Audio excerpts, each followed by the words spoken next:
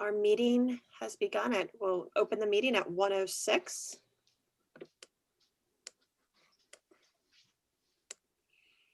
We do have new individuals joining us today. Kristen Patterson, if you'd like to show your video and just say a quick hello to the group, welcome. Hello, everyone. Again, my name is Kristen Patterson, and I serve as the Disability and Youth Services Coordinator at the Maryland Department of Labor in the Division of Workforce Development and Adult Learning. It is my privilege and pleasure to be here to represent the Department of Labor on the council. Fantastic. Welcome. Thank you.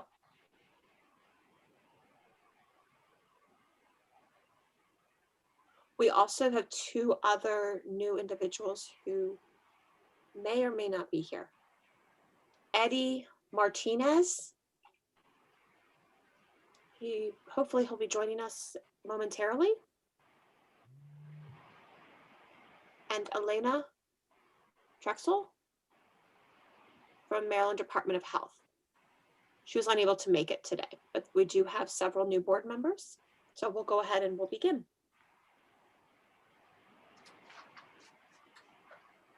We first wanted to discuss our systematic injustice discussion. We began that the last meeting and we did table it. We decided to hold this discussion. So I'd now like to continue this discussion from where we left off. So the floor is open for comments at this time.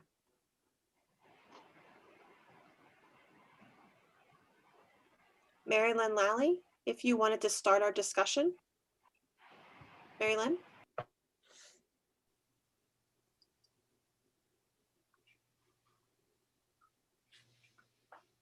Mary Lynn, would you like to open the discussion?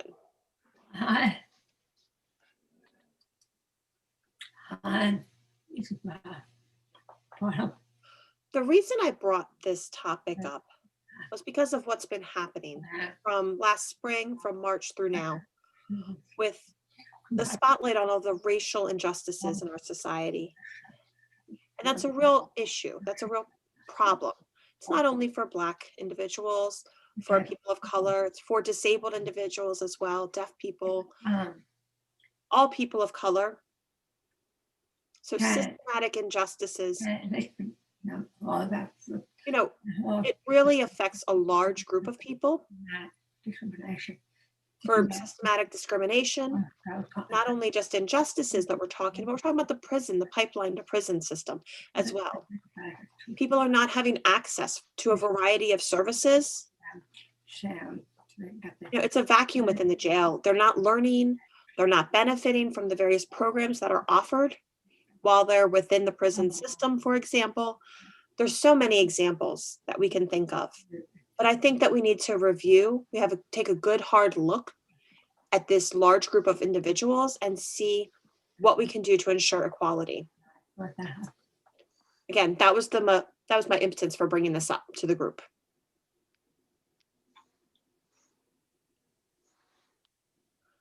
Dr. Larry Gray, your hand is raised. You have a comment?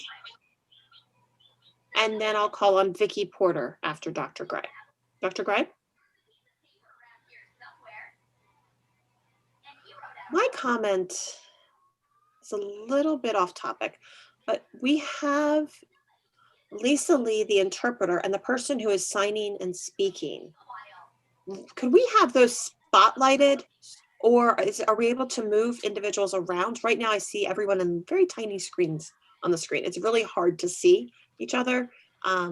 Could we enlarge them? Is there a way to do that? As we've had in the past. Thank you.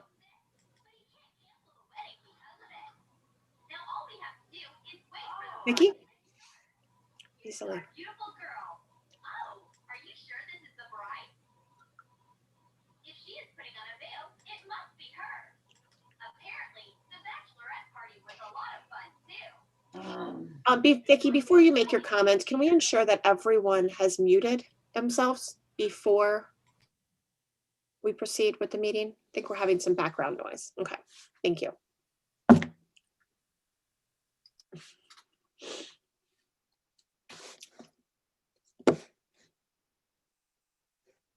where's Vicky? Vicky, hold. You just, Lisa Lee. Could they spotlight Vicky?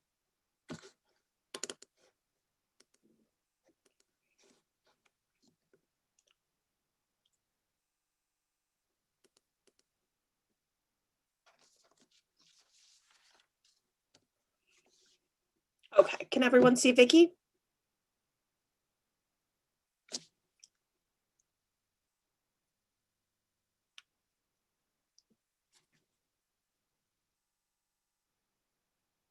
Vicky's small up top. Let's wait for.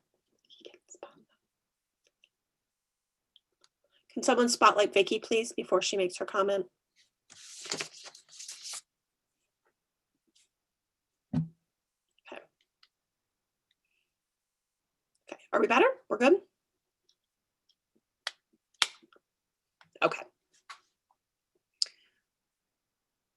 I wanted to comment on Mary Lynn Lally's introduction to this, systematic injustices and how they're impacting a variety of individuals and a variety of groups. It's interesting. I think we tend to focus and we tend to lump everyone into different categories or put everyone into one pot. And this is something we need to consider because what's going on with Black people, especially with the Black Lives Matter movement, is a little bit different than what deaf people have gone through. And I can see that myself. I am a Black deaf woman and I get double the discrimination, double the impact per se. So I just wanted to make sure that we're not lumping everyone's experiences together. Thank you.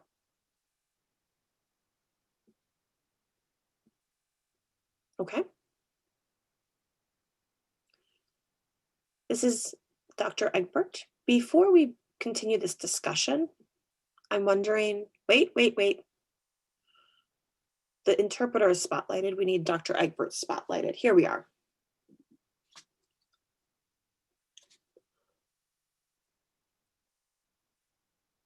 I'm not sure if task force is the right word. A committee may be a better concept for this, but a way for us to discuss and to meet with the various state departments and to see how specifically each department or each state agency is addressing this topic. I'm not sure if each,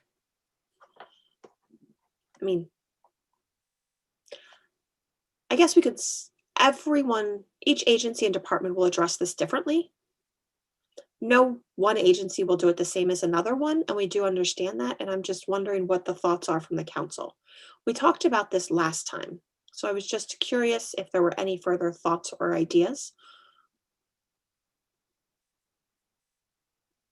Michelle?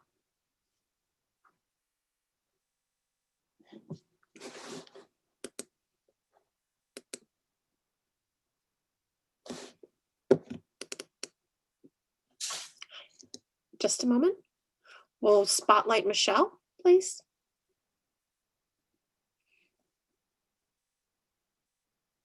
Much better.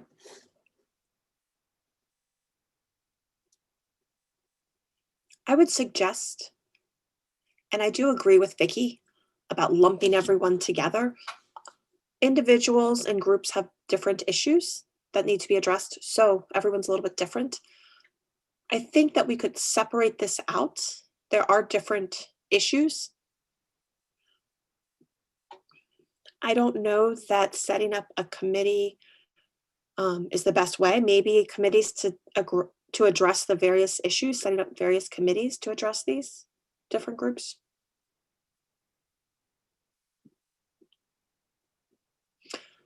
Dr. Egbert is calling on Dr. Gray for a comment.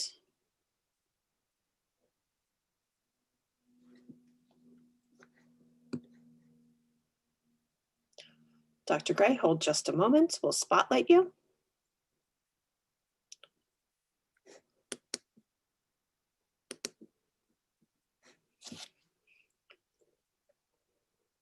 I'm just a little bit confused. When we were talking about systematic injustice, we sent out questions to the state agencies and we asked what was happening, what they were doing. And I feel like we're adding to this. I don't want this to become overcomplicated. I think we need to focus on this. We really haven't followed up with the state agencies. We gathered some information, but I know that we had some follow-up questions and we haven't received answers, or we haven't followed up on this. So do we want to keep adding to what we've already started, or are we starting afresh? Do we want the state agencies to just talk about how they're addressing systematic injustice, or do we want to continue our previous thoughts? This is Dr. Egbert. I think at the last meeting we had discussed that the agencies did respond to our questions, but there was still some remaining questions that we had. And the idea was we can't address them all the same. We can't address all agencies the same. And that's why I thought that we could have a task force or a committee established to talk individually one-on-one with the various agencies and departments and to see what they are doing, what's successful, what works, and how we can best support them. I don't think it's enough to just simply provide or to say, we provide an interpreter. We have captions. The question here is, how are they doing outreach to the deaf community? How is each department doing that within their agencies? Do they need our help to share information to the community to help them do the outreach? I think there's more questions involved here.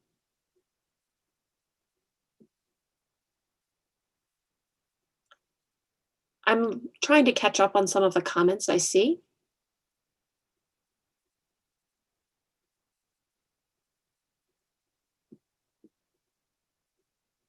Say the interpreter only was spotlighted on YouTube, and the deaf people who are participating deaf participants are not seen.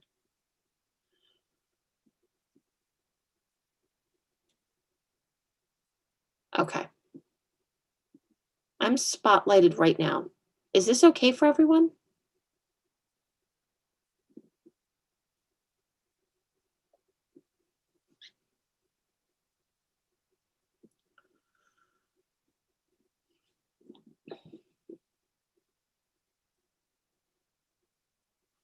Is this better, Vicki?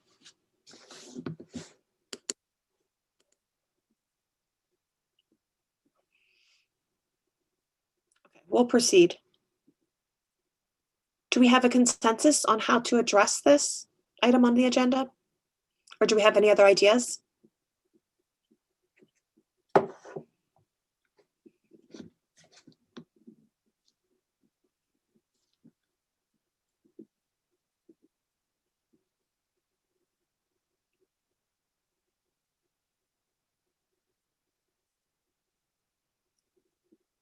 Mary Lynn?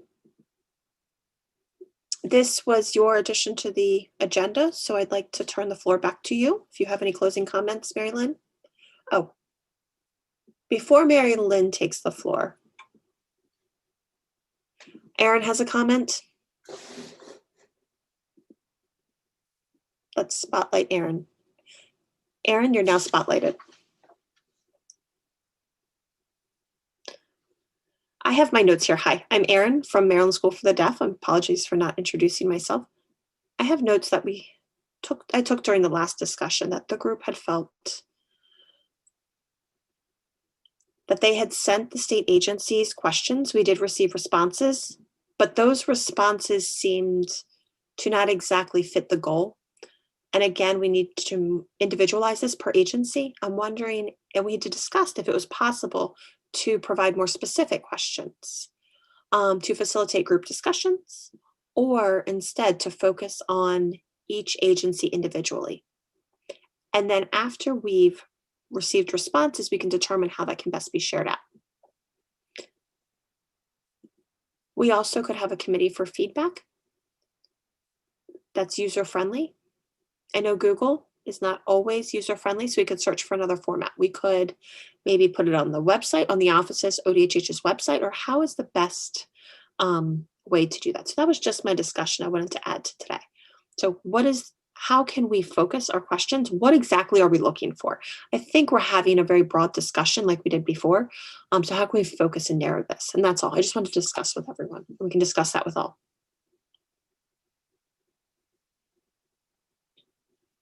Let me read the comments.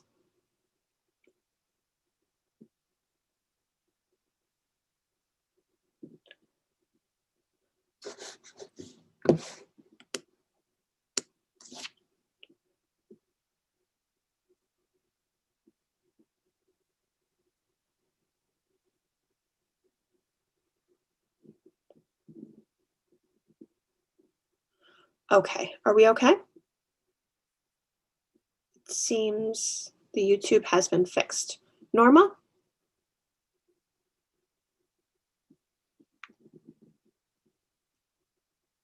Hold on just a moment and we're set.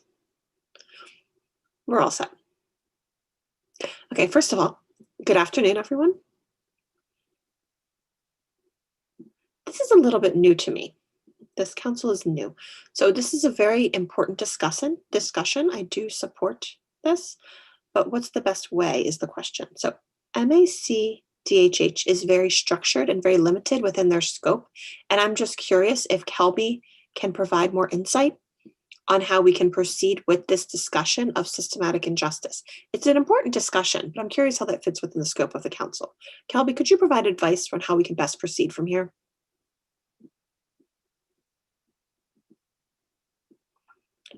Let me have Kelby respond and then Mary Lynn Lally.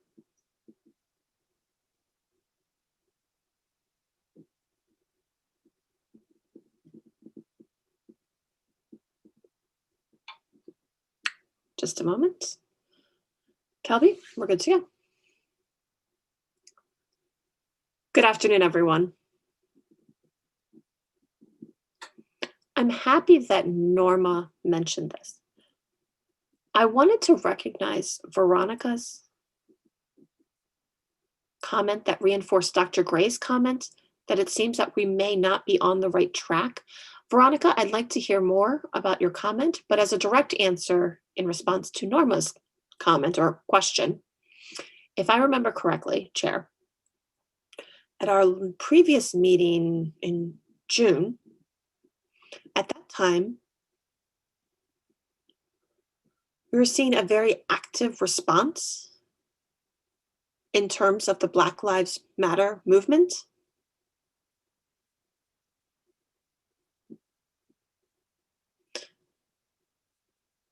At that time, the council really wanted to be more involved and to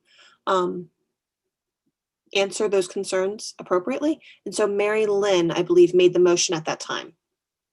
She felt that we weren't doing enough, that this was an important and complex issue. And this informs various areas of oppression. And if I remember correctly, this was in direct response to the Black Lives Matter movement. We then scheduled a special meeting in September. We began the discussion again, and Mary Lynn picked this back up. And so our discussion then led into autism and the oppression of deaf individuals. And I realized that we have gotten a little bit off track from our original conversation. And it's a tough conversation to have, but originally we were discussing the Black Lives Matters movement. There were several related issues. For example, now we're talking about coronavirus. And this pandemic has had an obvious impact on people of color, very disproportionate impact when you compare it to the white population. We've disseminated information explaining how we can lessen the gap.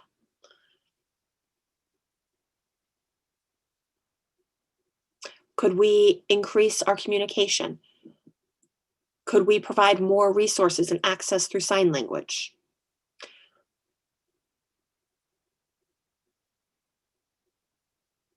So we gathered some feedback, and this is now where we need to continue the discussion. Is this racism? Is it autism? And which should we focus on?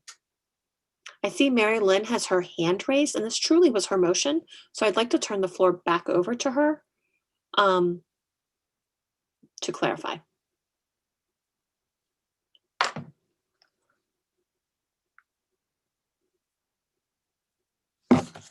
Kelby, you were very choppy.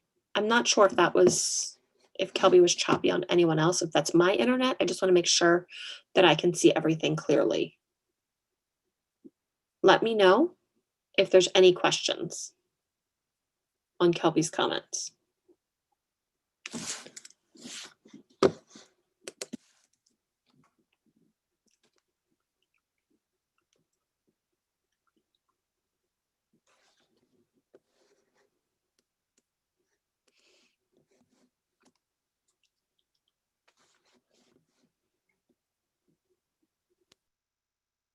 Okay, this is Mary Lynn Lolly.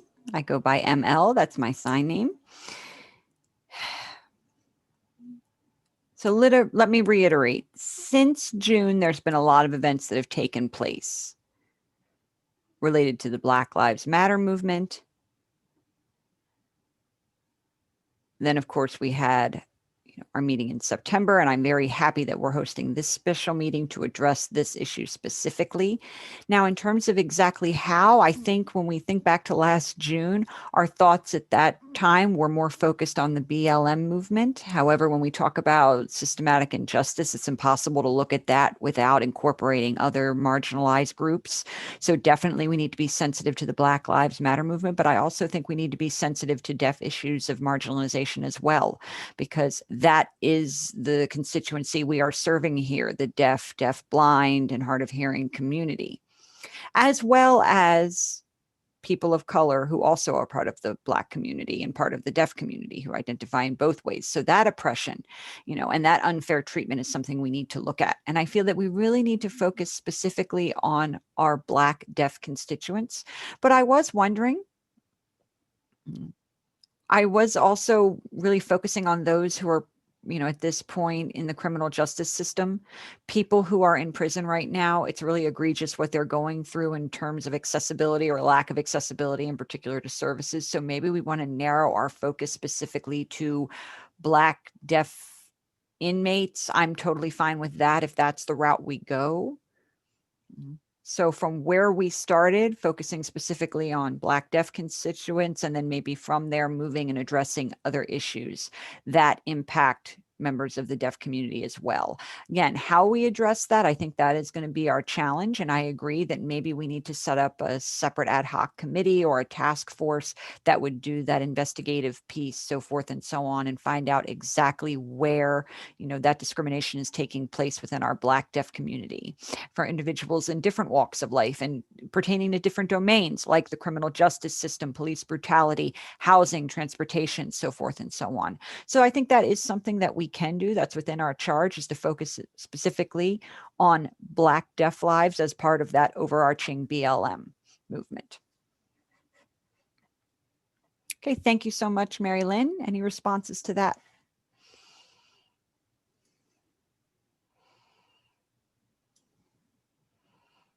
I just want to be cognizant of the chat box.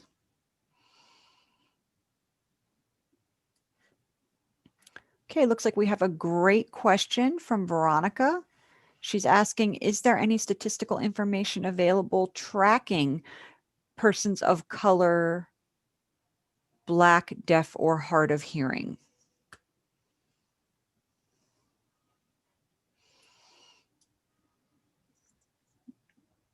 So my question would be back to Veronica, are you referring like department specific statistical information or just general statistical information?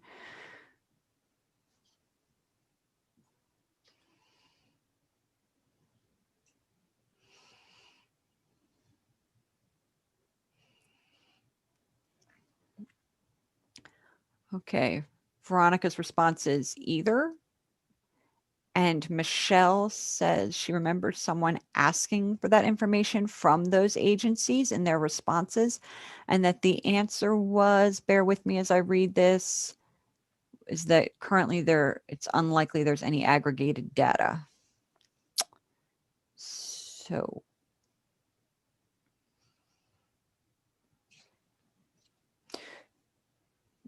do we have a motion for next steps? I'll ask that question of the board.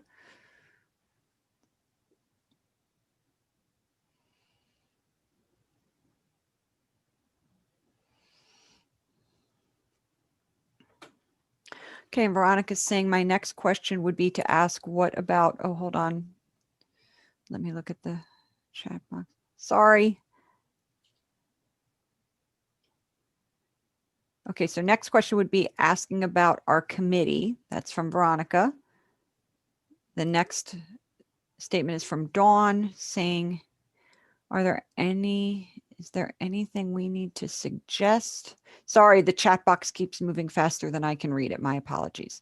Is there anything we need to suggest that we request the state of Maryland to do some type of special training on how to work with our POC, Black, Deaf, Hard of Hearing, and Deafblind community?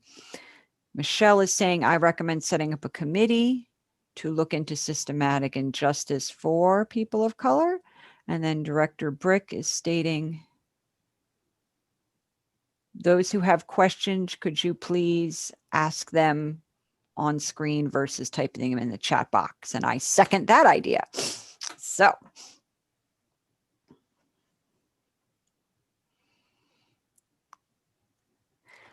And this is myself, Dr. Egbert. I mean, personally, I certainly identify, with, the BIPOC community in general. Oh, hold on. Let me look at the chat box again. Okay, Veronica is stating that her video is off. Is there a way to allow her to be on video or to be spotlighted? There she is. Great. Or hold on one sec. We need to take a moment to spotlight you.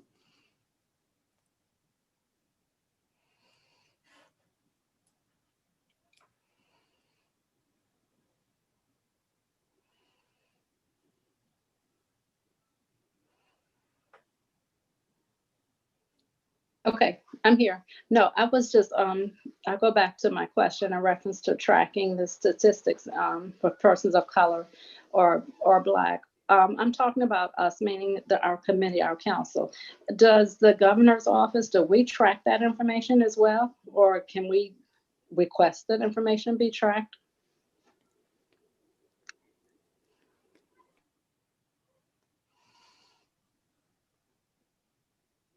Okay, I'll turn that question over to the ODHH staff to respond.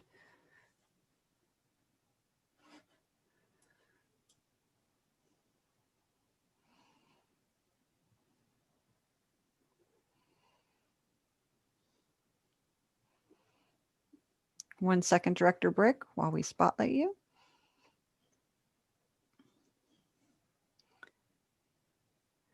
Okay, Veronica, you asked a fantastic question. Thank you for that. I think the answers vary, and it's not as good of an answer as I would like to be able to give you. I believe that the Department of Education does break down some information in terms of race and people who are deaf and who have an IEP because they are deaf or hard of hearing. Those have an IEP for those purposes. Now, the Department of Education, I don't think if they overlap and break down that information in terms of IEPs based on both deafness and race, I would assume Marnie could elaborate on that point or answer to that specifically. And that, again, is specifically related to education. I think for other state agencies, they have various information, but to be completely honest with you, it's very limited in terms of its scope. Some agencies might have more detailed information in specific areas. For example, housing might have information on how many people receive housing on the basis of being deaf, for example, something along those lines. How current that information is, I'm not sure. And how they separate that information is, I'm not sure. So really the ability to extrapolate that information, any of that data is really not great at this point. However, some other council representatives might be able to answer that for their specific agency. Another point, for example, social services. If you're talking about social services under DSS, they might identify again specific numbers, throughout the state, how many people, are wards of the state, for example, based on race. Again, do they combine that information with those who are also deaf and hard of hearing? I don't know. So if other agency representatives, could speak more intelligently about the type of data collection and aggregation that their agency does, we'd welcome that. Okay, this is Dr. Egbert. Dawn said I wanted to add about mental health for the deaf and hard of hearing community.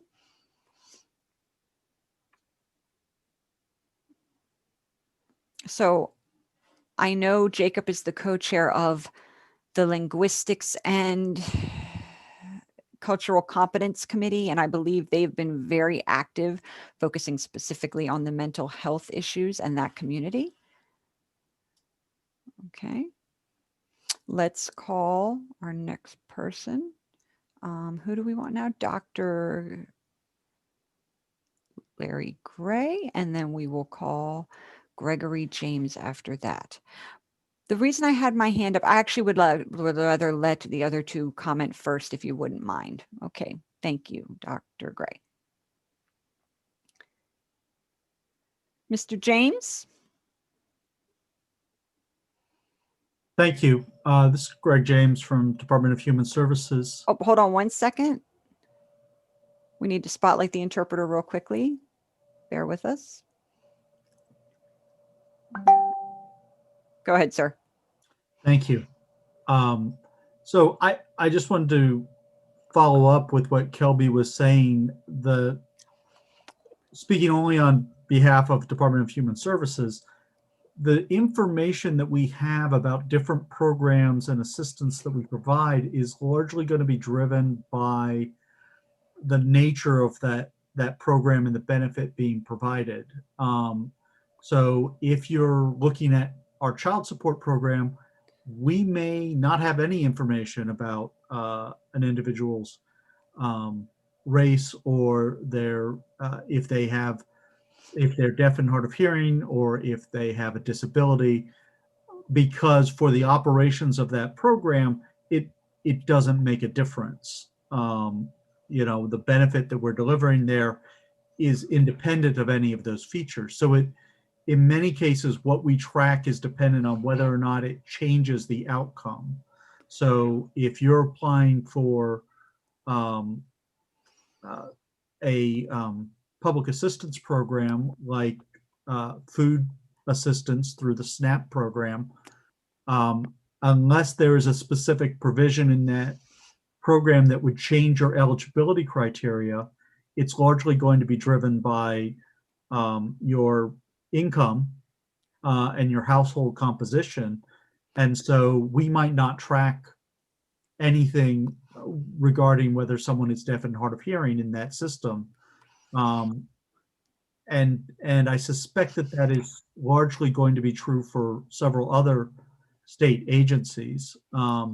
There's also an issue in some cases where we may capture some of that data, but we may not capture it in a way that can easily be extracted. So if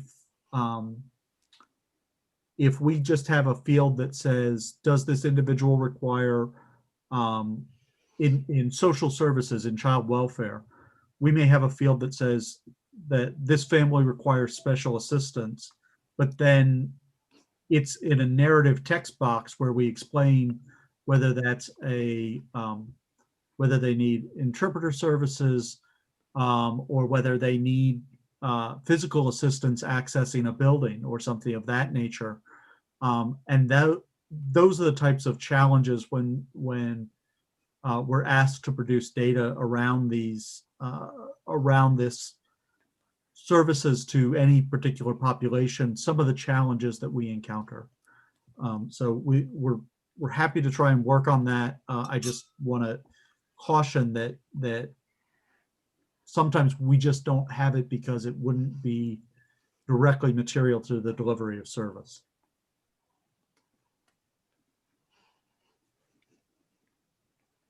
Thank you so much. Okay, next, Kristen, we'll spotlight you.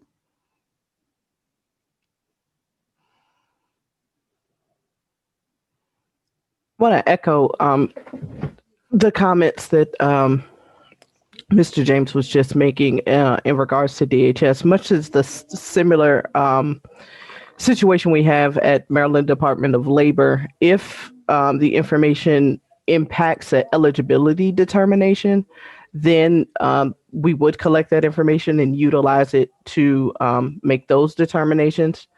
But largely in part due with our WIOA, Workforce Investment Opportunity Act, Title 1, 2, and 3 services, that information is collected inclusive of demographics information that's necessary for those purposes.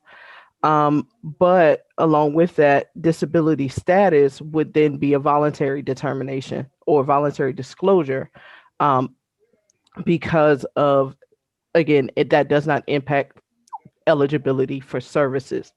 The only way that we would collect that information is if it does impact eligibility for service.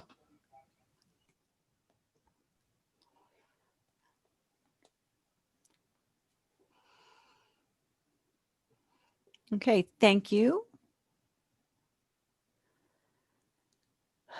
Okay, we have another comment from Dakota, basically saying what Mr. James described is very similar to what happens at MDOA. Yes, our services aren't dependent on whether a person is deaf or hard of hearing. Whatever it is that they need, we provide that service. And we do not document or capture any data based on that. It would be the service that we're looking at because we try to serve everyone. Thank you. Appreciate that clarification. All right, I'd like to call on Marnie, and then after that, Aaron, please.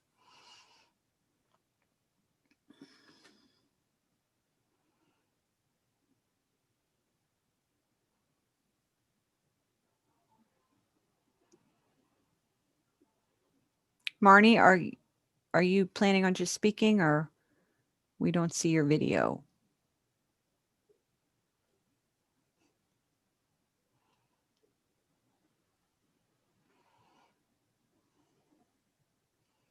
Good, there you are. Go ahead. Okay, good. Sorry, my computer is very slow. It's lagging quite a bit. I apologize. Along the lines of what Kelby said, at the Department of Education in the Division of Early Intervention and Special Education Services, we do analyze data, certain data by disability eligibility category, but not, and by race, but not all data. And for example, test score or test result, like state test, state assessment, and graduation data is reported publicly for students with disabilities, students who receive special education services, versus other students who do not receive those services.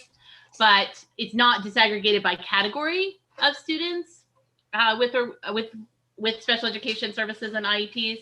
If there was a specific need for information about a specific group of students, we might be able to collect it, but it would probably involve working with the local school systems to get some of the data that's broken out that way. So again, you know, it might be possible to obtain some of that data, but it's not routinely reported by category in that way.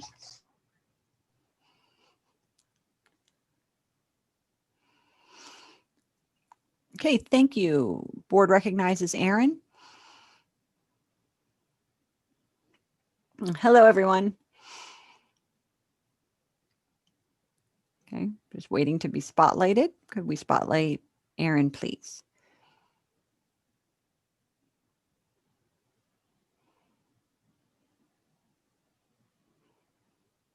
Okay. All right. Hello, everyone.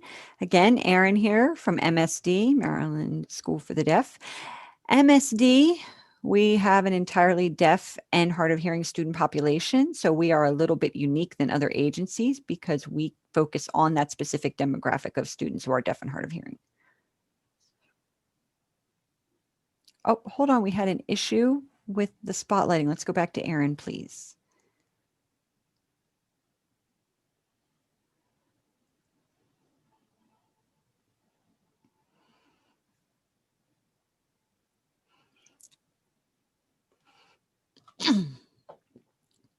And they're asking that everyone please make sure you're set to gallery view.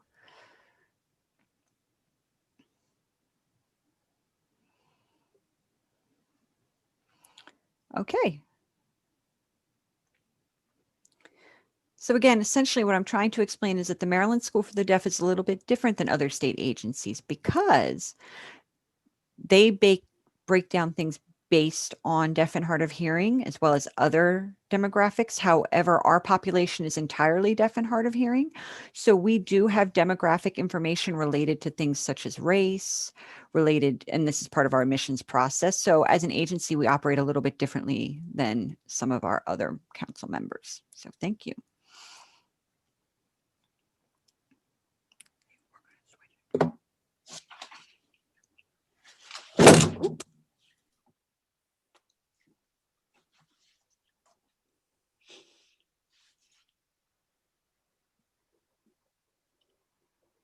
Dr. Gray?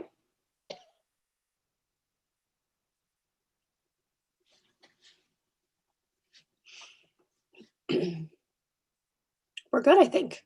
Go ahead. Can everyone see me? I can't see myself. It's a little bit strange. So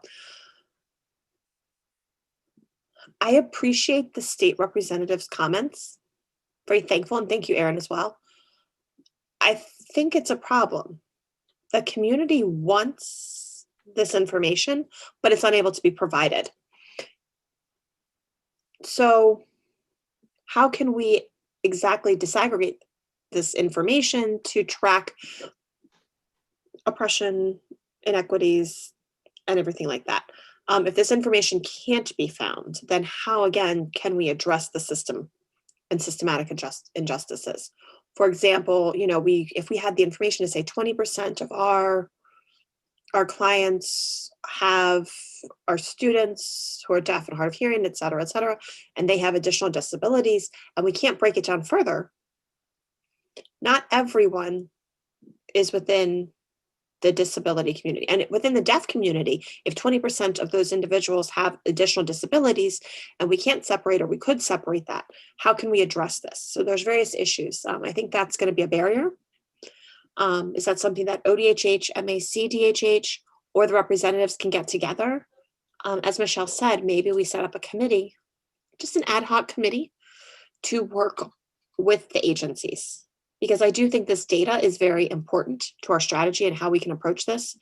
But the problem is longevity of this. Will this continue? And how can we track this over the long term? Dr. Egbert said, I agree with that comment. Thank you.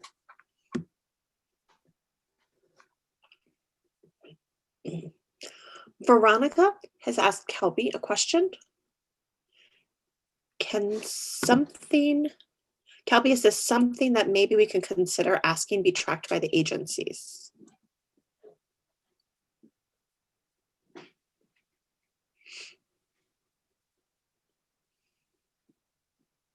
Kelby, did you want to respond? Chair, please call on Veronica to ask her question so we could. Veronica, let's turn on you. Let's spotlight Veronica so she could share her question with the council. Okay. No, I was just asking, and I think Dr. Gray just pretty much answered my question before. I guess he didn't see it, but I was asking, is there any way, since it's not being tracked currently, is there any way that we can ask the agencies to come up with a way so that they can start tracking this information?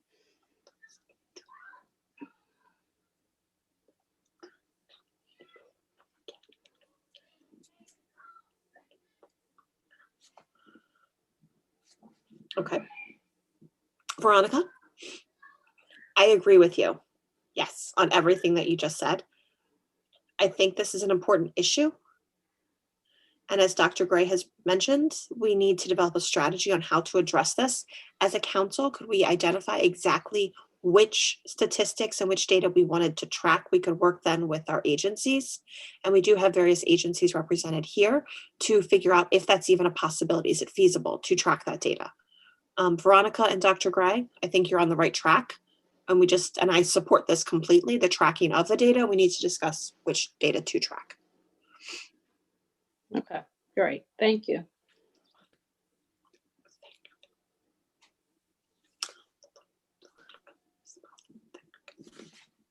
Thank you.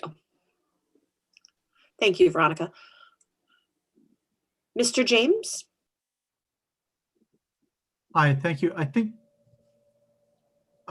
as we're looking at this question, we also, if we're going to put together a committee, then we should also bring in our attorneys to make sure we have there aren't any legal restrictions on our identifying and tracking clients in particular programs based upon their status as a person who's deaf or hard of hearing, if it's unrelated to that program, because there are in some circumstances, I know either state or federal restrictions that might impact our tracking of that information. So.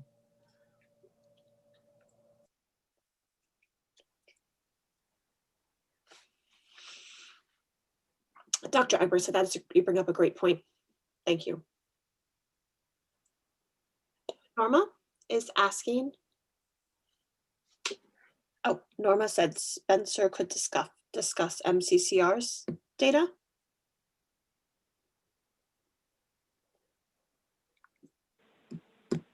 This is Spencer. Good afternoon, everyone. And thank you for Deputy Secretary James. What he just said is, I think, one of the big questions that we have to ask in these kinds of data collection points is, are we even permitted by law to ask such questions?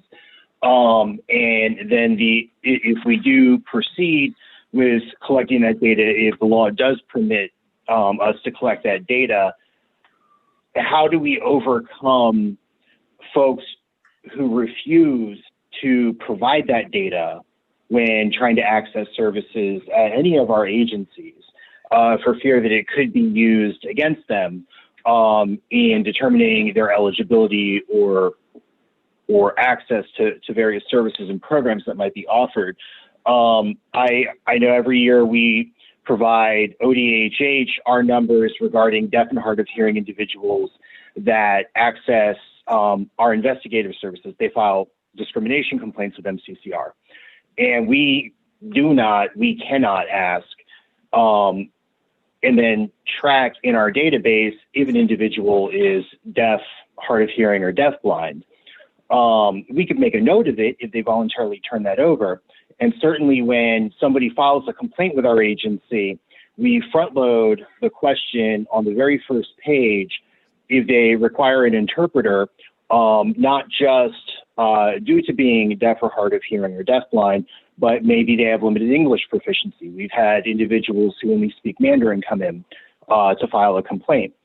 But even though we make notes on the individual case files, there's no way, given the database that we have, to run through that in a report type fashion to be able to report those numbers out. So what we try to do when we provide ODHH our numbers is report out the disability complaints pertaining to deaf, hard of hearing, and deafblind, because that is a better way for us to be able to zero in on how many members of this community may be accessing our services. And then what we do as a secondary data point is we let them know how many requests for an interpreter that we have, because most investigations will have fact-finding conferences where the investigator brings the parties together and engages in the parties individually, asking them questions to collect evidence and information in order to expedite the complaint. And we always make sure that we have the interpreter there. Same with the intake interviews and any other interaction that we may need to have with individuals that are coming to our agency. But at the end of the day, even those data points aren't necessarily a catch-all, because we have had individuals from the community come and file employment discrimination complaints, but it was sex-based discrimination. It wasn't based on their disability. So we do the best of what we have. Certainly, we're always open to suggestions about how we can do better, but I think one of the challenges, again, comes down to the legality of asking the question. And the second challenge is getting folks to turn that information over to us voluntarily.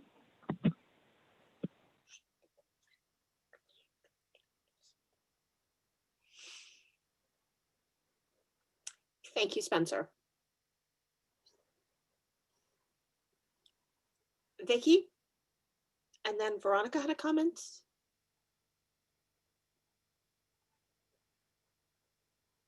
Okay, and am I on? I totally agree. Oh, I'm not on the screen Oh, yet. Veronica, just Should a I moment. wait? Veronica, just a Okay. moment. Yep. Mhm. Let me have, I was going to call on Vicky and then I'll call on you next. Okay. This is Vicky. There are many cases. Yes, Spencer, you bring up excellent points. It's very important information, but at the same time, we also know that there's something else on the agenda. I know that we were trying to catch up on the agenda. And so I don't want to lose track of our special meeting and get off topic. I just wanted to ask the council if we could wrap up this discussion shortly so that we could move on with the other agenda items as well. Dr. Egbert said, yes, we can. Veronica, you had a comment? Yes, okay, and I'll close with this, and I understand the legalities of all of it. It's, again, it would be something if the committee could come up with, because it could be just a general question. You have to explain why you're asking for the information. It can be strictly voluntary.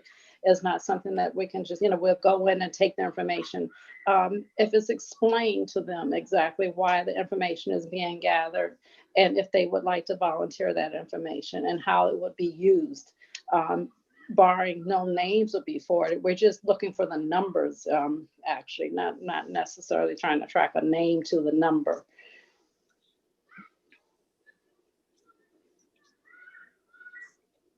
There's similar to real estate. You do an addendum, this little sheet of paper or paragraph explaining, the question, why is being asked, what the information is going to be used for, and whatever else. And then hopefully they will sign and say, yeah, I'll share the information.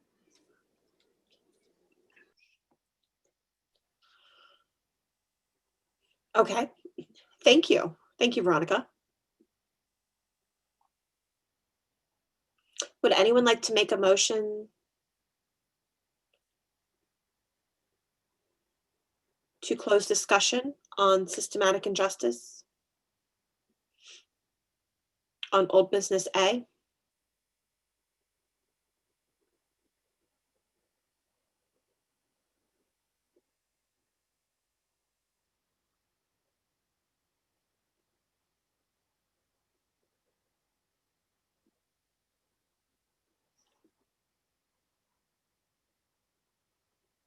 Is there a motion or any other discussion related to this? Do we want to take action or shall we just close discussion? Okay. Michelle is typing in chat. I move that a committee be formed to work on the systematic injustice and data collection issues. So there is a motion on the floor from Michelle. Do I have a second?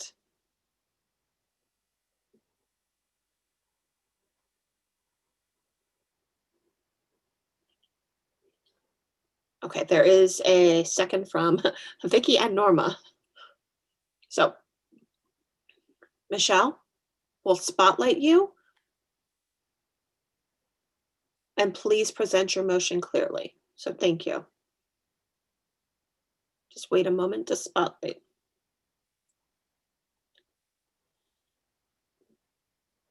Thank you, Michelle.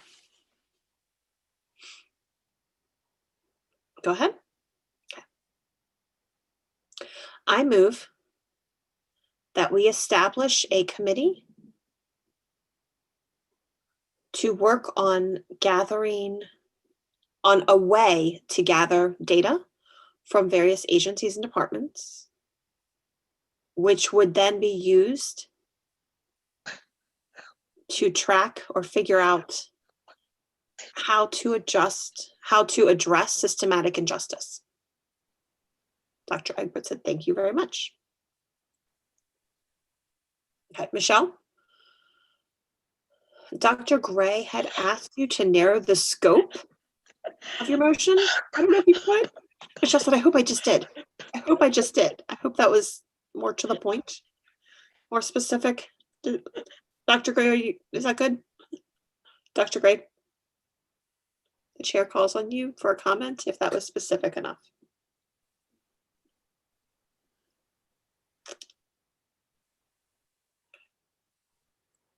Kelby is asking, oh, Kelby has his hand raised.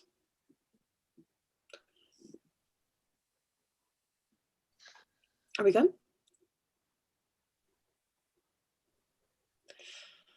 As I mentioned before, this is a complex issue. This is not something that we can just address appropriately very quickly. I do recognize that the motion itself is broad, and I think that's a reflection of the early stages that we are very much in the process of analyzing this approach. My suggestion is that, and if you wanted to pass this motion, that's a big if,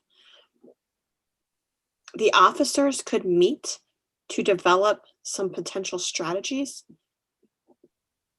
that could then be chosen by the individuals involved. So for example, if the chair wants to host a meeting to gather various strategies, and then from that point, this communication, this committee could be narrowed down, the scope of which could be narrowed down. And we could have subsequent meetings. I don't think that everything will be magically worked out and solved within a week or even within 4 weeks.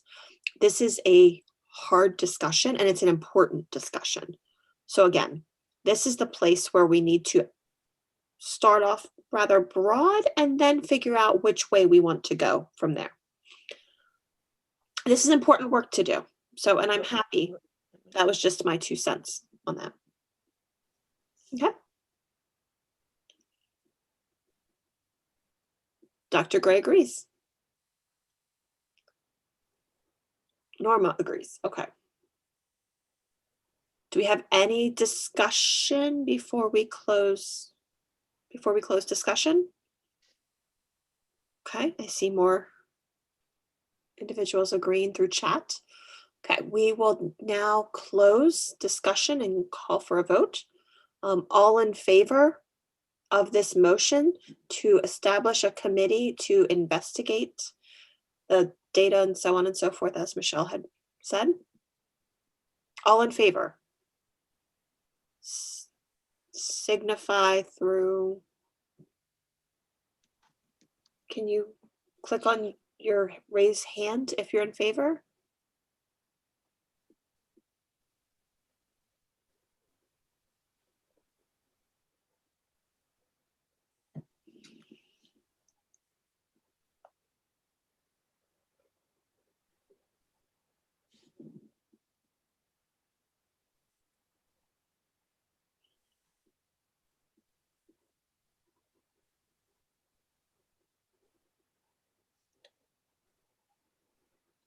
Are there any objections? Anyone opposed?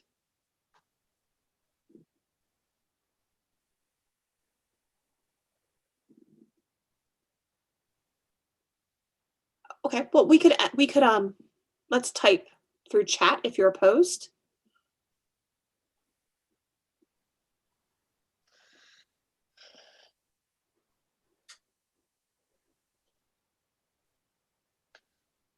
Okay, the motion is passed. Okay. Okay, next item on the agenda was the proposal from Dr. Gray about in regards to Maryland School for the Deaf. A request for the Inspector General to investigate structural and systematic racism. Dr. Gray, did you want to speak to that? I believe we voted on this at the previous meeting. But as I understand, and I wanted to clarify with Kelby here, that somebody had mentioned Maryland School for the Deaf and their Attorney General or their Inspector General. The Attorney General and the Inspector General, are they the same? Kelby, can you clarify? Do you mind, Kelby? Thank you.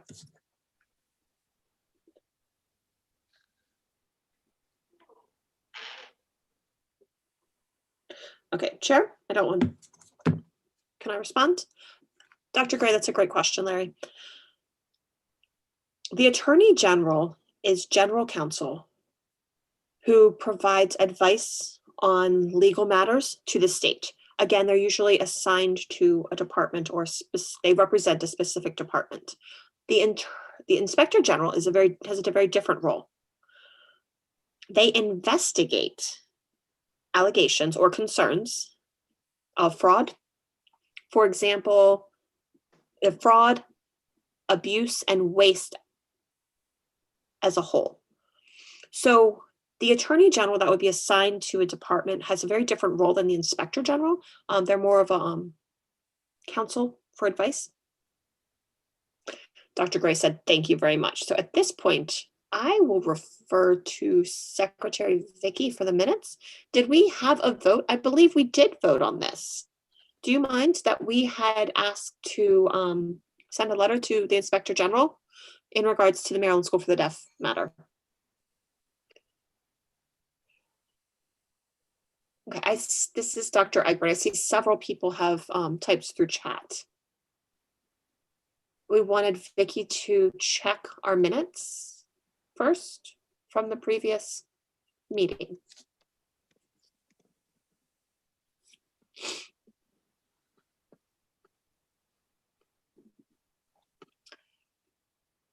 As of right now, let me check right now. Why don't we proceed with discussion? Dr. Gray said, if we didn't vote, okay, yes, then I would make a motion now to send a request to the Inspector General to investigate Maryland School for the Deaf.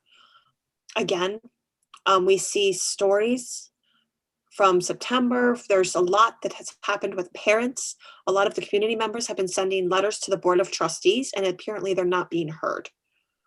Again, as we talk about systematic injustice, it continues.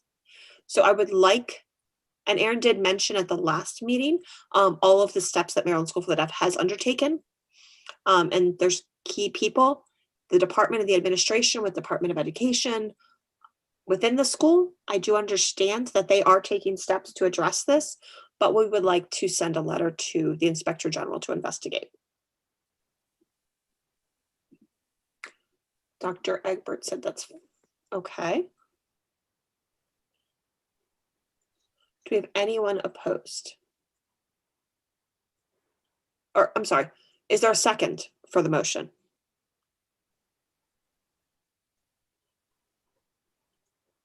Okay. Dr. Gray, do you mind repeating your motion? I think people want to discuss first, so I'll let other individuals have a discussion. I think we need a second before we have discussion, correct? Well, Dr. Gray said, I'm sorry. While we're waiting for Vicky to look into whether we took a vote or not, I would like to have people comment. And if we've already taken a vote, then there's truly no need to re-vote. But this is a great opportunity for us to provide feedback while we're waiting in the interim. And we'll switch interpreters at this point.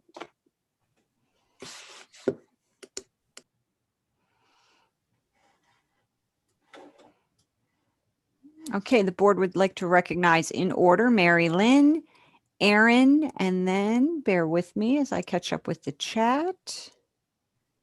Okay, let's start with Mary Lynn and Aaron, and then anybody else who has a comment.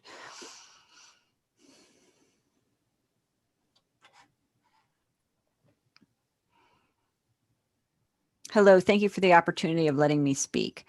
I'm not happy with the current motion because whoever would come to do an investigation doesn't have an understanding about deaf culture. They probably would not have an understanding about ASL, the language. That would be an access issue. So I think it would be really an issue of, also if you look at Frederick County Public Schools, for example, there's also have been complaints against Frederick County Public Schools by their deaf students, which was printed in the newspaper. Other grievances have been listed. They pushed out the superintendent, they pushed out the principal, and then they required the state to come in and do an investigation, and state people took over. And that's not something we want to see happen at the Maryland School for the Deaf. I feel like internally there should be a review done, an investigation done, and a plan developed in order to address these issues and these grievances that have been brought to everyone's attention. I think we should allow Maryland School for the Deaf to take care of this in-house. The superintendent is no longer the superintendent. Changes have been made, and there are people working on this. The Board of Trustees is also working on this and addressing the systematic injustice that has happened to Black students and other students of color on the campus. So I think we should give Maryland School for the Deaf our vote of confidence and let them effectively remove all of the injustices and injuries that have taken place to students historically. Give them our confidence. Let's put our faith in the Maryland School for the Deaf and let them handle that. Thank you, Mary Lynn, for your comments. Board recognizes Aaron and then Marnie, and after that, Michelle. Can everybody see me? Am I all right? Hello, this is Aaron again from the Maryland School for the Deaf. So thank you for giving me the opportunity to comment. And also Mary Lynn touched on some of my thoughts as well. I do have my notes from our previous meeting, but I wanted to wait and see what Secretary Porter's minutes reflect, but I don't have anything that speaks to us having taken a vote on that issue. In addition to that, I don't see a final motion either. So prior to that discussion, I would like to share an update about what's going on with MSD. In addition to that, I would also like to touch on some thoughts based on the previous motion. Both Mary Lynn and Larry mentioned a few of these things. Absolutely. We have ongoing work that's happening. I know I talked about this at the last meeting, but I'd like to share some updates with all of you in terms of what's happening as we move forward with our discussion. So we are still continuing to search for a new superintendent as we speak. In addition to that, we mentioned the 6 work groups that are happening at MSD. They started in the summer, and that work is ongoing throughout the year. From summer into the beginning of the school year, those 6 work groups were charged with collecting information from various departments. From September until now, they are developing an action plan and action items as terms of next steps. We're also seeing all of that information posted on our website. I'm not specifically sure where you find that. It's www.msd.edu if you'd like to see it yourself. So there's information posted there where you can find updates about the ongoing work with those 6 work groups. In addition to that, and this is a really important part of the updates that I want to share, our Board of Trustees, as I mentioned in the last meeting, last time they were in the progress of hiring an independent consultant, a neutral party, a neutral team, not affiliated with MSD in any way. That independent consultant team has been hired. And that will be, you will see communication from our Board of Trustees about that soon. We expect their work to be approximately 6 months to 1 year in length. It will be a review of a variety of things including areas like racism, leadership, systems, culture, so forth and so on. So that independent consultant firm has been hired again, and you're going to be seeing communication coming out from our Board of Trustees related to that soon. In addition to that, you might have recalled at the last meeting, we talked about the progress of hiring a CDO, which stands for a Chief Diversity Officer. So CDO, our Chief Diversity Officer, that is also still in progress as of right now. We're in the progress. We've had some applications. We're narrowing those applications down, and the remaining candidates will we have the opportunity to give a presentation to the community and then receive community feedback on the applicants. And again, within the next 2 or 3 weeks, you should be seeing communication about that. So those are some really important updates that I felt necessary to share with the board. Okay, updates aside, now, in terms of this, if we make a motion, I do feel that, we also need to include in that motion, not just MSD, but also Maryland's education programs. MSD serves many deaf and hard of hearing students in the state, absolutely, but not all. There are deaf and hard of hearing students served in other areas of the state, in other counties, at other locations. So in that motion, I would like to see that included, that it's not just related to MSD, that it's all of our educational programs throughout the state of Maryland. And I think that covers my thoughts on this process. If anything else comes up, I'll add it to the chat. Thank you so much. Thank you, Aaron. Marnie, board recognizes Marnie. Thank you. Can you hear me? Am I coming through? My camera is slow to start, but I'll go ahead so I don't hold up the meeting.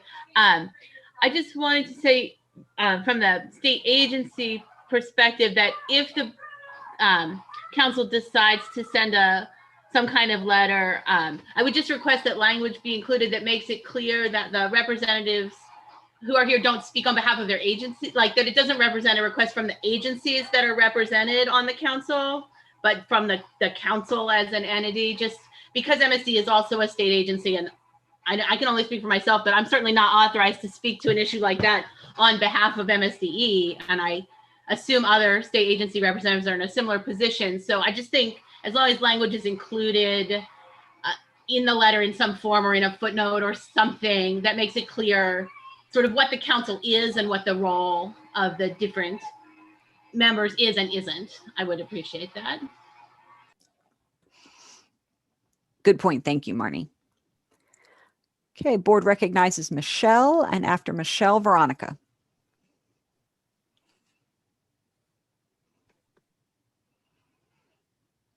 Am I free to go ahead, Madam Chair? Okay. I have a question specific to Larry as the person making the motion. So I'd like to ask, I think it was maybe 2 or 3 weeks ago, there was a hearing related to MSD. And I'm just wondering if that hearing and the results of that hearing have been shared, or so to speak, or would that equal what Dr. Gray is proposing? Because it seems almost like a duplication in effort. So thank you. Okay, board recognizes Veronica. Hi, I guess there's a more comment than a question in reference to the agency not wanting anyone to come in from outside to oversee this. My question is, how do you police yourself? Number one, and then you stated that I think the superintendent or board or some member had been replaced. They're looking for a new person, but surely he wasn't the only one that was part of this. It had to be, a few people or a couple. It had to be more than one person, and that no one stepped up. Everybody just went along to get along. So again, my hesitancy is that, and I applaud all the efforts that was mentioned that you all are putting in place, especially with the independent person coming in, and also so much so including the other Maryland schools, not just MSD. But I would still be just a little hesitant in self-policing.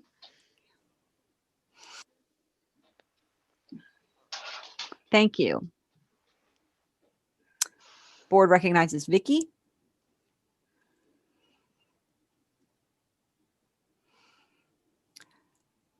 Hi, I just reviewed the notes and the motion was made in September, but it's documented that it was passed for someone outside of Maryland school to come in and do an investigation. Yes.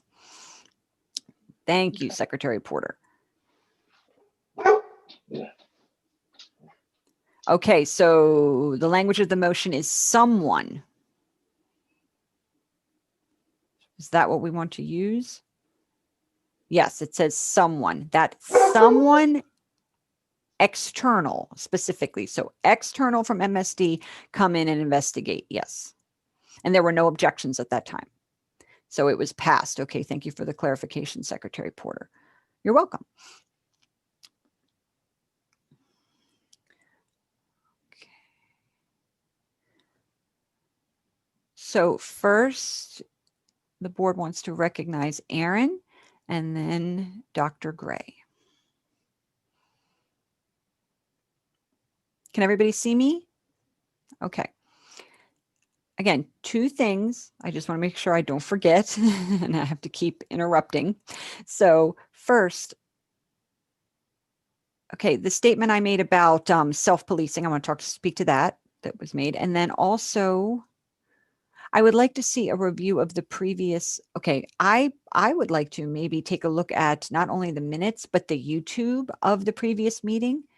I recall that meeting, we certainly ran against time there, but I don't recall there being a vote because I know I would have documented that in my own notes.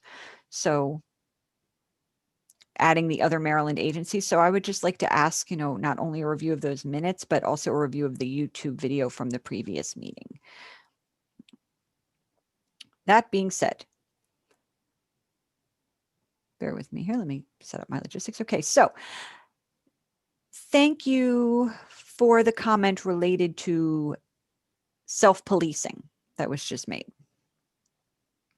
Because I recognize that maybe not everyone on our council has a clear understanding of MSD's structure and our system. So we are a state agency, yes. And sometimes you may see us use that word independent state agency. I'd really like to explain a little bit more in terms of what that means. Independent state agency is actually misleading. That's a misleading statement. We are the same as every other state agency in terms of how we are required to report and the oversight that we have. Okay, however, we are also a school. We have a board of trustees. We do collaborate and have oversight by many, many different organizations and different agencies. Some of those include MSDE, Department of Legislative Services, Department of Budget and Management, Department of General Services, State,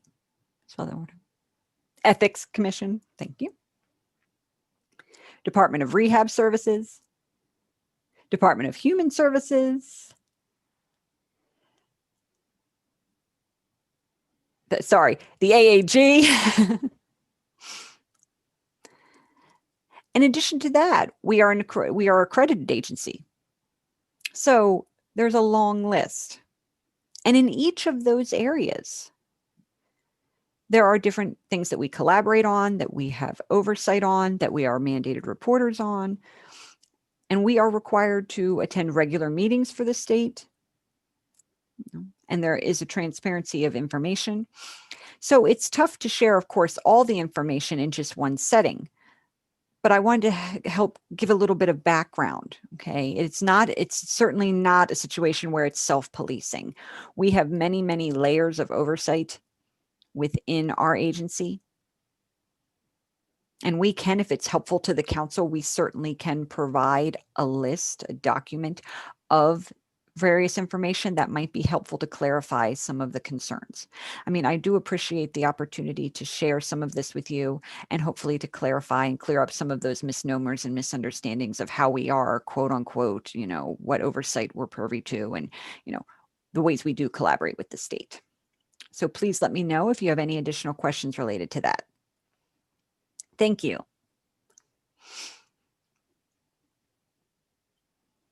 Okay, so Tracy Ann did post the YouTube information. The link is there in the chat. The board recognizes Dr. Gray, Mary Lynn, and then Vicky. Okay,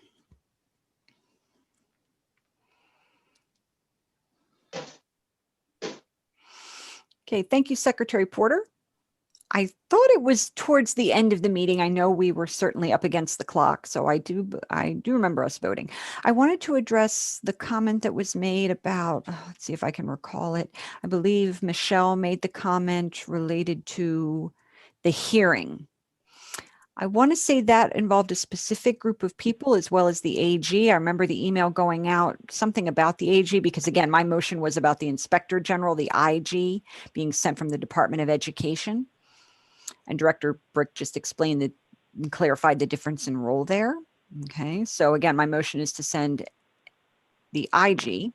Now, Veronica, that was exactly our same concern, that issue of self-policing, because again, being addressed internally, there's concern that the problems will persist. We want some state intervention with the Maryland School for the Deaf. It's great that they are trying to address those problems, but we definitely want the state to be involved with that process to make sure that everything goes along as hoped and that there aren't continued issues in the future. So I completely agree with her statement of self-policing and those concerns. Aaron, thank you so much for explaining all of those details. I still would like to see the state involved in this process. As I mentioned at the last meeting, how do I say, state involvement, I think, is critical to make sure that everything works out as planned. They also have additional resources and strategies that might assist the Maryland School for the Deaf, just to make sure that this process works and that all these issues are addressed. The state also can serve as that neutral party, just to make sure that every I is being dotted and every T is being crossed. Thank you. Okay, the board recognizes Mary Lynn and then Vicki.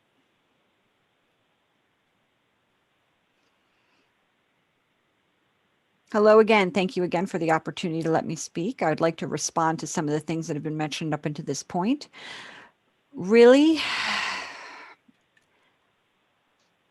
the deaf culture is so different. The language is different. ASL is not only their first language, it is also the language of instruction at MSD. So to bring in an independent party that is not well-versed on the culture and not well-versed on the language and doesn't know anything about language acquisition or only knows it from an auditory sense and doesn't know anything about ASL, so forth and so on. There's so many methodologies out there, and there's a lot of philosophies in terms of the pedagogy with the deaf children, and there is certainly a hearing perspective on that, and we need to be very, very careful that involvement doesn't lead to a change in the educational approach at MSD. That is, we have to be very, very careful to preserve those deaf children's education and their language development.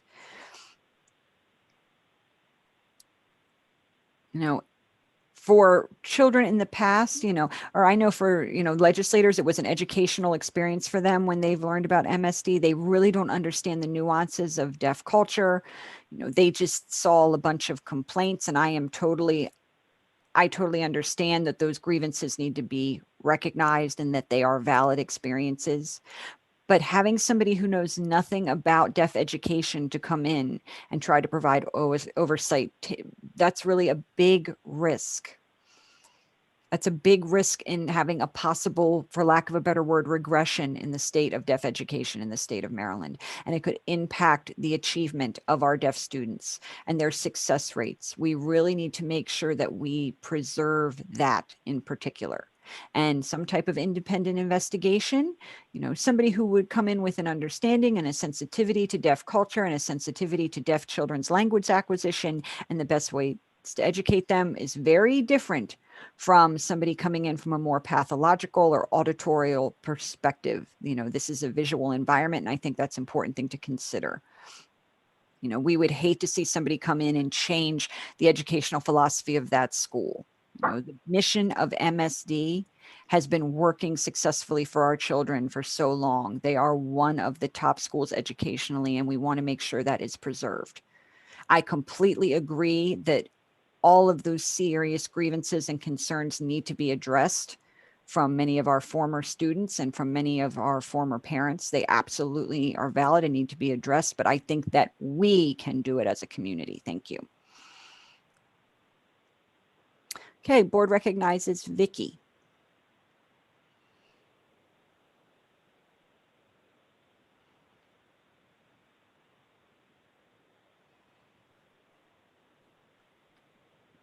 Can everybody see me? Okay. I want to address, first of all, Aaron's comment about the self-policing. Maybe that's the wrong way, maybe that's the wrong phrase. But full disclosure, I am part of the Maryland Association for the Deaf, doing an investigation into Maryland School for the Deaf. And one of the things that both myself and my committee are finding is that there are some serious allegations of classism and nepotism in Maryland School for the Deaf.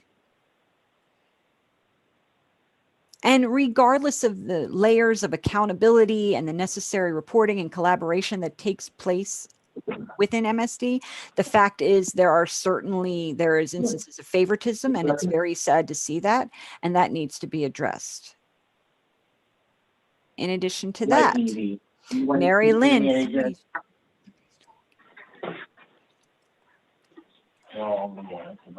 could everybody please make sure that they're muted? Thank you.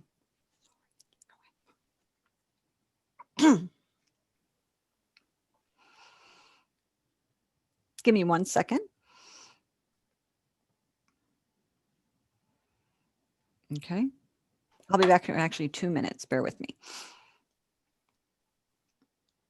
Okay. There are some concerns being addressed about the time we have left for this meeting, and that there are other items on the agenda we have not yet gotten to. I feel the main reason that this emergency meeting was called were for agenda items A and B. So I want to make sure that we thoroughly cover.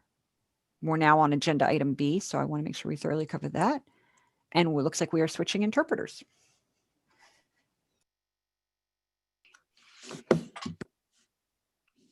So, as I was saying, I apologize. I just had to check something for a minute.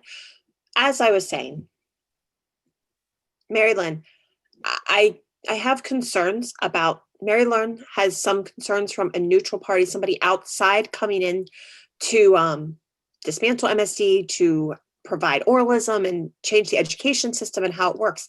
But our concerns are about the system itself. Again, we are talking about the preservation of deaf education.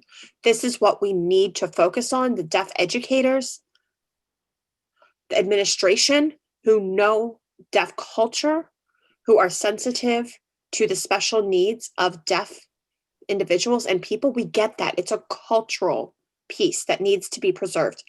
But it's really important because this issue has been a concern for over 30 years. That's a long time.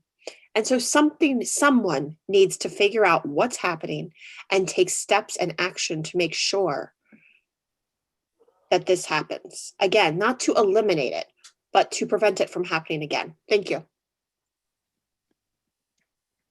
This is Dr. Ed. Aaron, your hand is raised. Aaron? Hello again.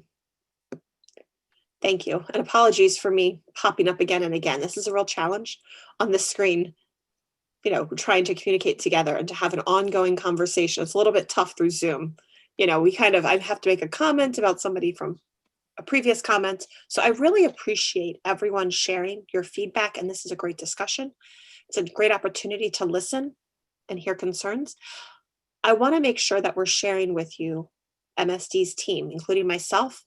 I am the MSD representative, but I want to continue to share with you what is happening with the independent consultant that is coming in. Again, I want to emphasize that the announcement will be coming forthwith, has not yet been announced, but I wanted to let you know that this process will start. Again, our goal was originally a 6-month to 1 year long review. I think it'll be a very thorough, this will be very transparent as well.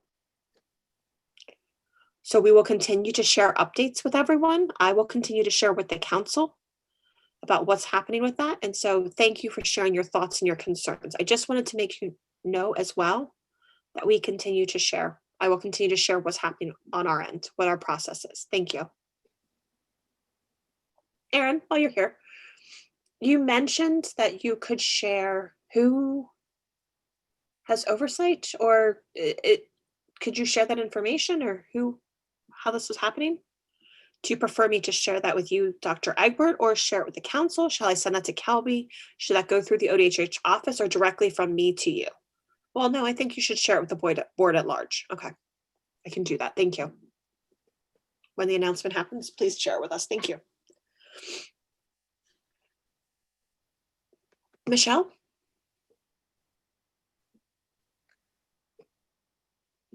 Shall I go ahead?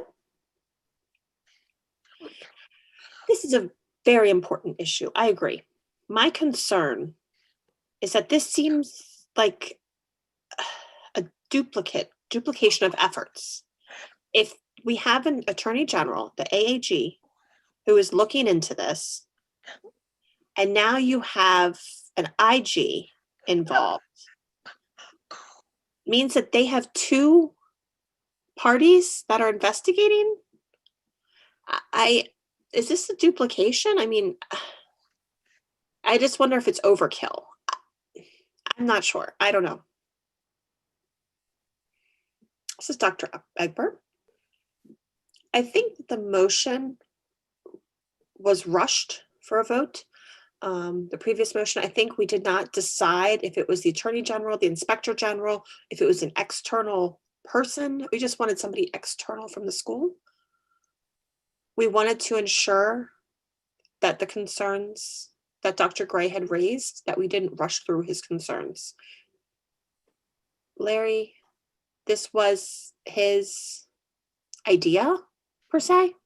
But again, I don't know, idea is not the right word for it, but maybe we should go back to Dr. Gray to make sure that we're on track for what his intent was for his original motion. Hi, I'm Larry. Thank you. As Vicky confirmed, we did vote on this motion, so I would suggest that we close discussion and we move on to the next agenda item, please. Thank you. Okay. Erin has her hand raised. Thank you. Sorry, raise my hand, put it down. Oh, okay. Okay, Vicky said she agrees.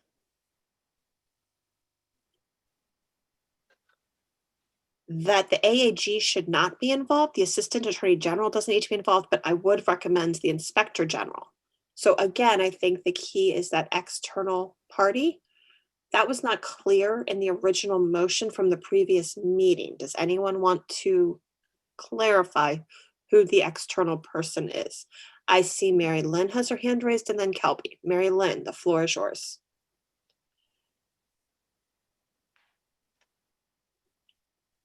Hello, and thank you again. Apologies for having another comment. I was also thinking about something that Erin had suggested or said.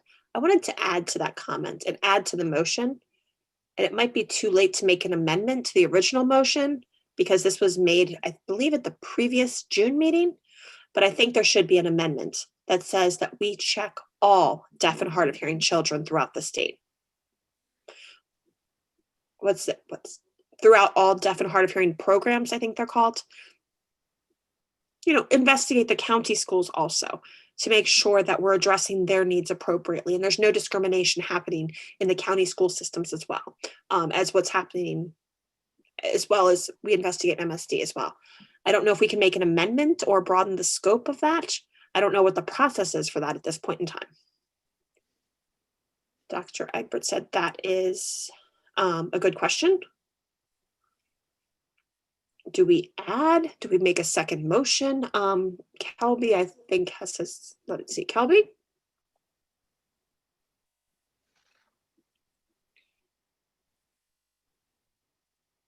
In the interest of time, we're approaching the 3 o'clock hour.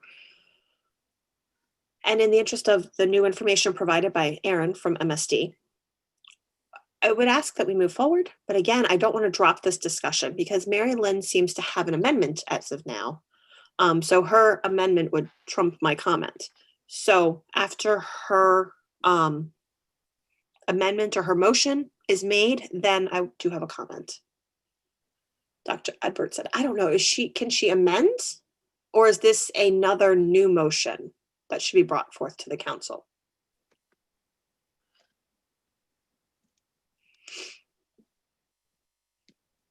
I see Aaron and Marnie. Is that correct? Having their hand raised?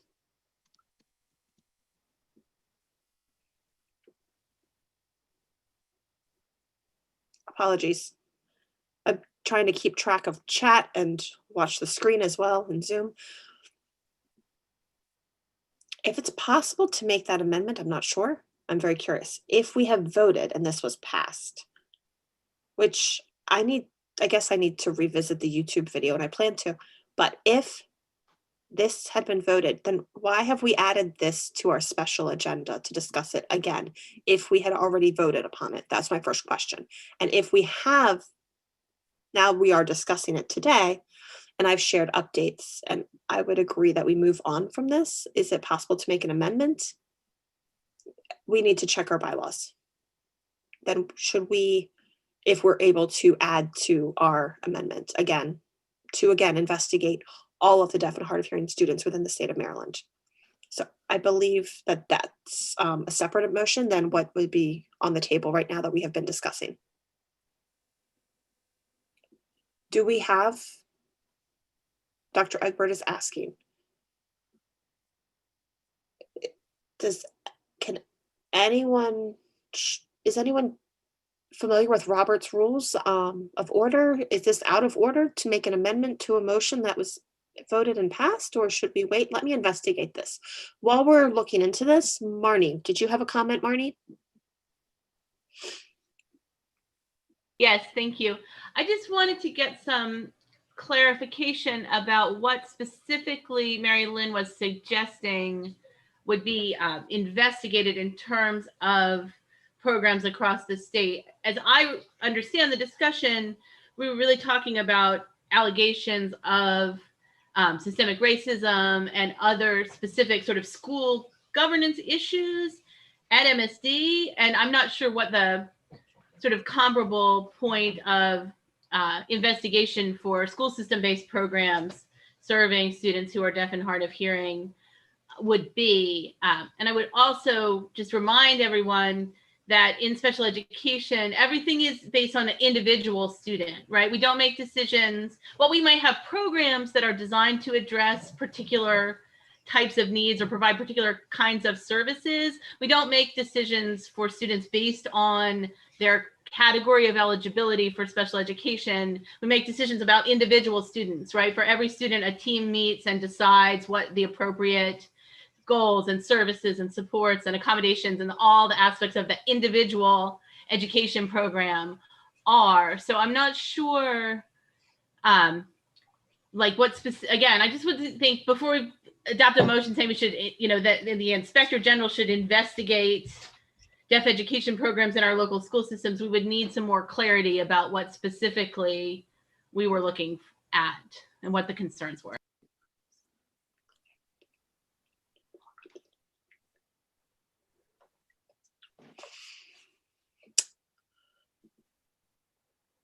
I think in general, there seems to be a consensus that we cannot amend a previous motion, but Mary Lynn, you could make a new motion.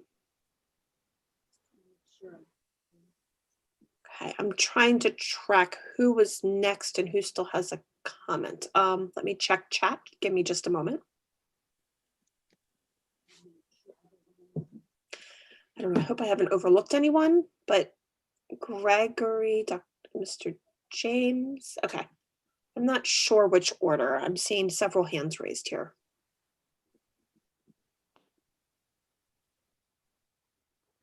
Mary Lynn has Mary Lynn has withdrawn her motion or her amendment motion. Dr. Gray, Larry, did you have a comment?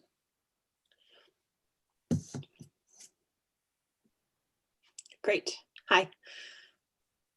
In the interest of time, I know that we're running out. We have 14 minutes remaining in our meeting. I see that there are some people on chat that seem a little bit frustrated why we haven't moved forward from this discussion. So in the interest of time, let's move on to the next item on our agenda. So this seems to be finished. Our next meeting is December. And I feel like our agenda items, instead of us catching up, we're moving further behind. So our goal for the meeting, again, was to catch up and kind of finish up some of our old business.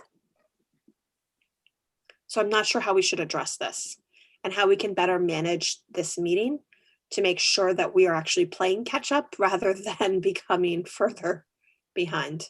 I know that we have a lot of issues we want to talk about, and they're very important. They're all very important. And these two issues, I think, not that they're not important, but I'm curious how we can better manage, or if there's a strategy to manage our meeting. When we have a special meeting, I mean, do we call it another special meeting? I mean, some of us are kind of over meetinged. So I'm curious if, and I guess I'm asking whether, should we set time constraints for agenda items for future meetings? Should we have a longer meeting? Is 2 hours not enough? I know that some individuals cannot commit for more than 2 hours. They have their own personal time constraints, so they might instead prefer to meet more often. Just curious how we can better manage our time. Dr. Egbert has commented that our next meeting would be December 14th. And we have no set agenda for that meeting. And so we could address the remaining agenda items at that time. I am seeing 3 items remaining on today's agenda that we could table and discuss in December.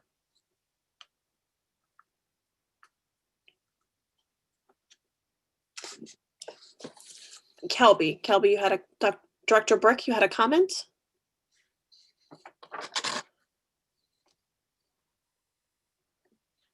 If I may make a suggestion that we move forward, we have spent the past 45 minutes discussing something that we realized we had already previously discussed. There hasn't been follow-up on that, and it happens, but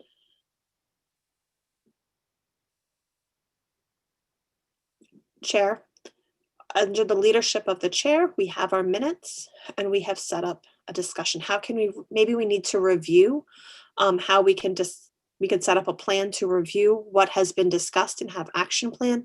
And I do understand that we've lost track of time today, but in the interest of time for the next meeting, Chair, we could have a meeting to develop how we can have follow-up strategies, whether do we need to write a letter? What is the next action steps that need to be taken? What is your action plan?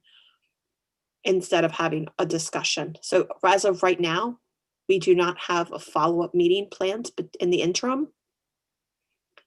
So Chair, I would suggest that we introduce the new members. I know that we have not yet introduced some, so let's give a short update. We've introduced the new members. We have had a short update on Maryland School for the Deaf, but that's pretty it. We have not yet introduced Eddie, I believe. Eddie has joined us. So yes, he has been here. And we'll be switching interpreters at this time.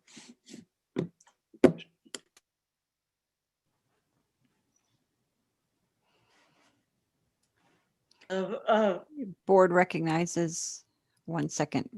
Well, Mary Lynn wants to make a brief comment, and then after that, we will introduce our new board member, Eddie.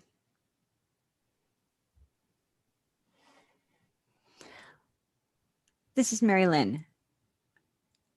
Perhaps recommending another, I would think to have another special board meeting. I know people do not like that idea.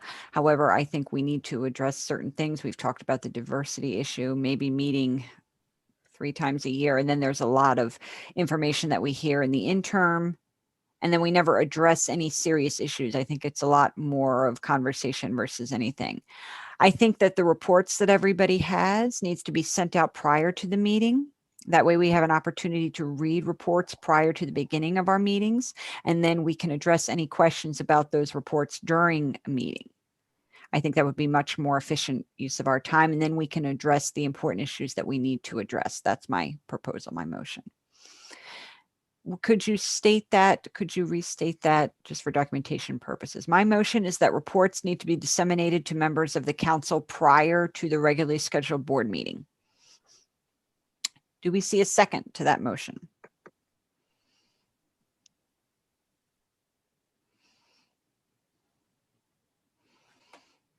Okay, I see a second, 2 seconds. Okay.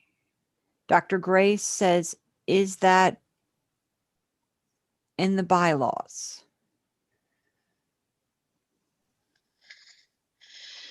I don't believe, this is Dr. Egbert, I don't believe that there's any limitation that we cannot send reports prior to the meeting. Director Brick, if you could respond to that, please.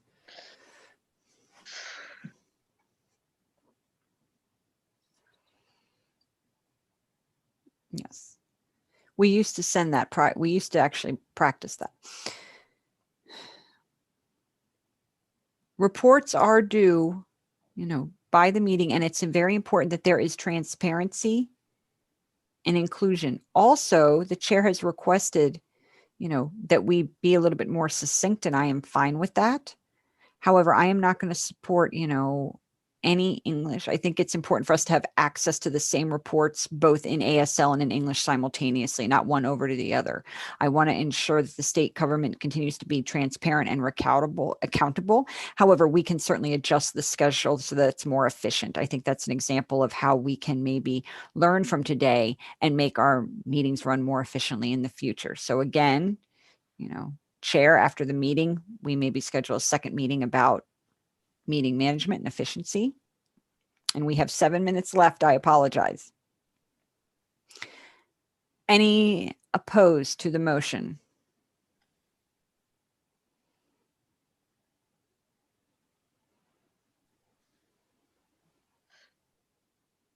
Okay, seeing none, then I believe the motion passes.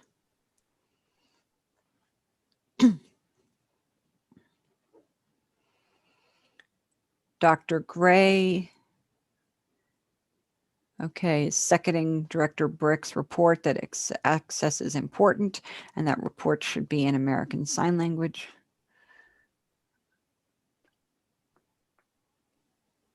I think reports should be in print and in sign both, but I believe it passed with no opposition. So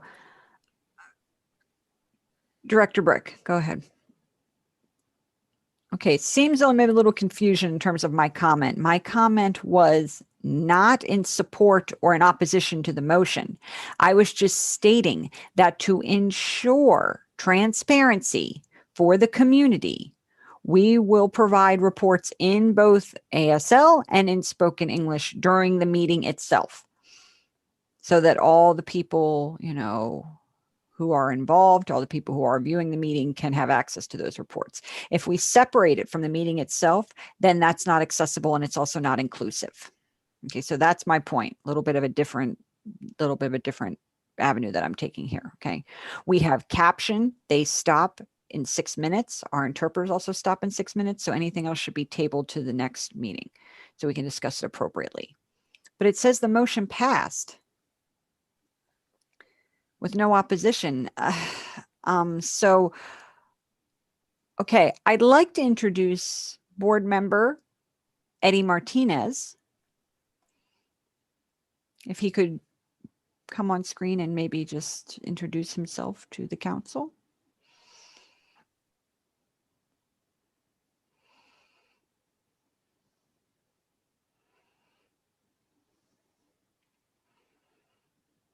Eddie? Would you like to turn your camera on and introduce yourself?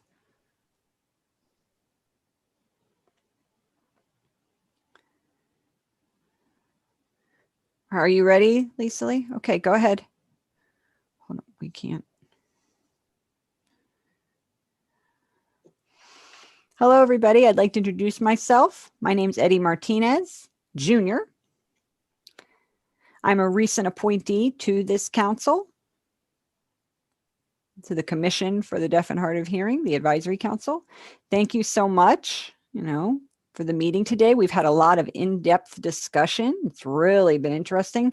It's unfortunate that we're out of time to not be able to talk about the other agenda items, because I would love to talk about the Deaf Blind Advisory Council,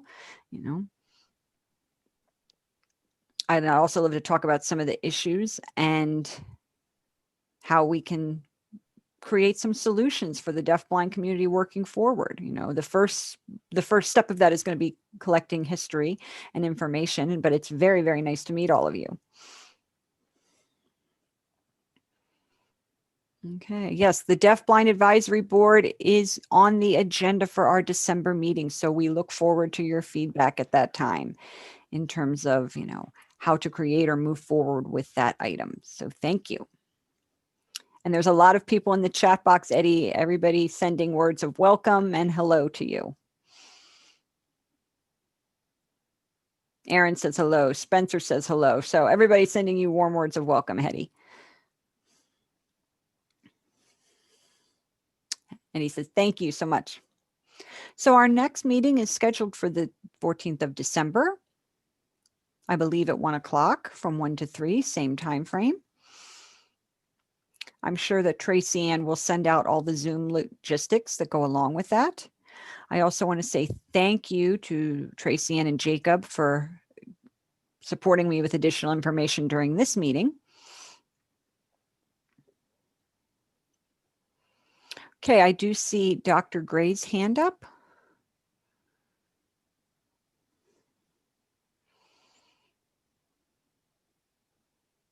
Okay. One short comment. I believe the same as Director Brick. I think some of my comments were misunderstood. Okay. I don't mean that reports should only be in ASL. We can certainly send out reports ahead to the council for them to be able to read. However, I think it seems like the assumption is that will reduce time and not have to give reports during the meeting by sending them out ahead of time. Please remember that this meeting is live streamed to the public who doesn't have access to those reports that are sent out ahead of time. So if they are sent out prior to the meeting in printed English, we still have to provide them in ASL for members of our community to be truly accessible. So just clarification on that point. Thank you. I believe we will still have reports during the meeting, absolutely. And that will take place in both English and ASL. However, sending the reports prior to the meeting, that allows the board members an opportunity to read them and generate any questions and have those ready at the start of our meeting. Okay, so thank you, everyone. We have 1 minute. Okay, so we will close at 2:59. Stay well and take care. And thank you so much for joining us.